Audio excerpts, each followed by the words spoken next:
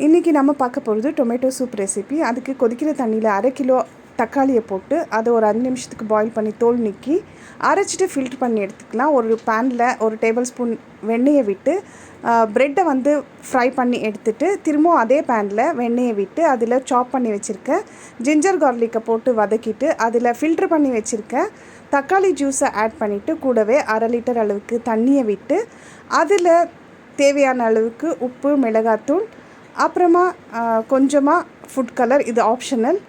இது திக்னஸ் கொடுக்கறதுக்காக கார்ன்ஃப்ளோரில் கொஞ்சம் தண்ணியை மிக்ஸ் பண்ணி ஆட் பண்ணிவிட்டு கூடவே டேஸ்ட்டுக்காக 1 டேபிள் ஸ்பூன் சர்க்கரை ஆட் பண்ணி கூடவே மிளகுத்தூளும் ஆட் பண்ணி கொதிக்க விட்டோம்னா சூப் ரெடி ஆகிடும். இப்போது அத்தீஷ் வந்து ரிவ்யூ ஃபஸ்ட்டு எப்படி இருக்குது சாப்பிட்டு பார்த்துட்டு சொல்லு.